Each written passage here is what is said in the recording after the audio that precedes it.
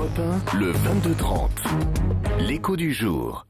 Bonsoir Jean-Marc Gauchet. Bonsoir. Vous êtes le PDG de Repetto, la célèbre marque de chaussures. Vous avez récemment inauguré l'extension de votre usine de Saint-Médard d'Exideuil, en Dordogne, en compagnie d'Arnaud Montebourg, qui en a profité pour défendre une nouvelle fois le patriotisme économique. Alors votre chiffre d'affaires a progressé l'an dernier de 25%. Vous embauchez 150 personnes. Est-ce que vous êtes l'archétype de ce patriotisme économique ?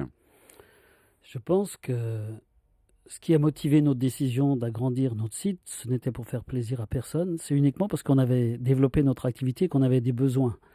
Donc ce que je me suis dit, c'est qu'une partie du succès de Repetto était liée à l'ensemble du personnel qui était en entreprise. Et je pense que ça aurait été vraiment malvenu de me dire que je devais partir ailleurs pour continuer à faire prospérer l'entreprise. Et pourtant, vous travaillez beaucoup à l'exportation. Oui, on se développe beaucoup à l'export, mais j'ai la chance de pouvoir voyager beaucoup à travers le monde. Les marques françaises que l'on voit présentes dans tous les pays du monde, ce sont les marques de luxe. On voit très peu d'autres industries présentes dans le monde, on voit les marques de luxe. Et le luxe est associé au Made in France.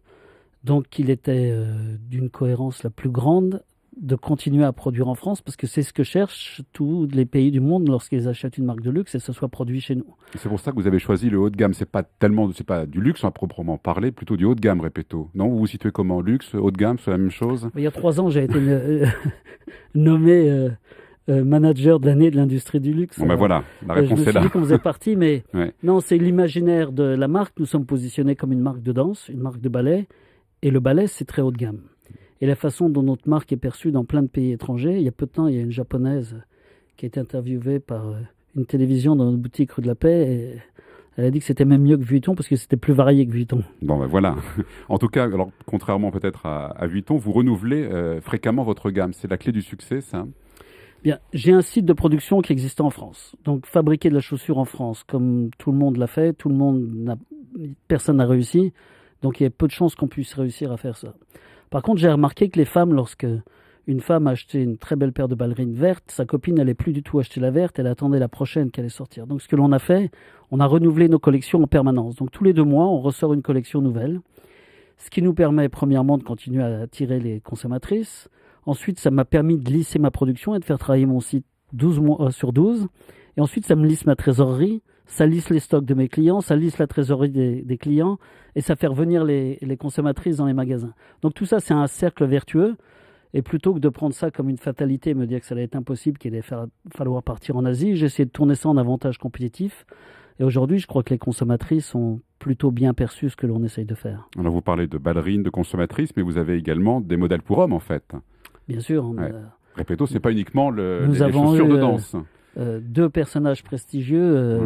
Gainsbourg, qui un jour a porté une paire et jusqu'à le dernier jour de sa vie, il n'a jamais quitté sa paire de zizi blanche, ces petites chaussures qu'il portait tout le temps. Et nous avions eu une commande pour les concerts de Michael Jackson. Le jour où Michael Jackson est décédé, le matin même, nous avions reçu la commande pour son spectacle. Malheureusement, ça n'a pas allé plus loin, mais la chaussure existe.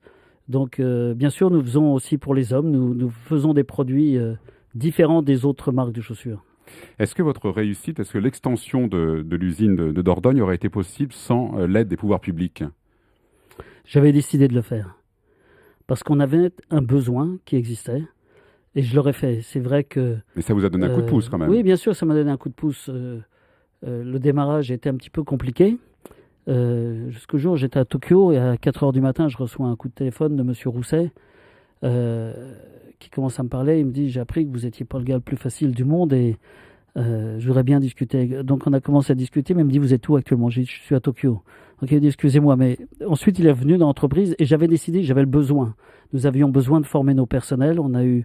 vous avez noué un partenariat avec Pôle emploi puis avec la région pour la formation.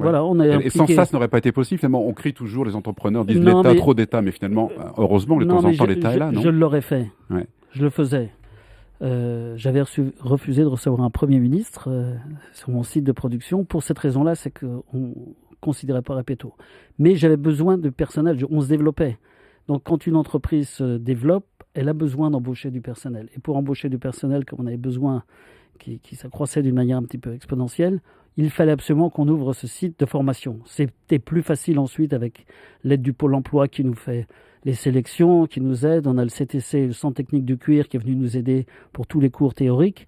Et derrière, à la fin de tout ça, ce que l'on fait, c'est qu'on forme des jeunes personnes qui n'avaient pas de métier. On leur donne un vrai métier, on leur apprend de A à Z comment on fabrique une paire de ballerines, on leur apprend les différences entre les différents cuirs, on leur donne un métier. Donc c'est vrai que c'est plus facile de faire ça avec l'aide des pouvoirs publics que tout seul. Une dernière question, Jean-Marc Gaucher. Les mesures prises en faveur de la compétitivité, est-ce qu'elles vont dans le bon sens? Pour vous, concrètement, qu'est-ce que ça va signifier pour Repetto? Alors j'ai vu Arnaud Montebourg il y a une semaine. Je pense que c'est dans le bon sens.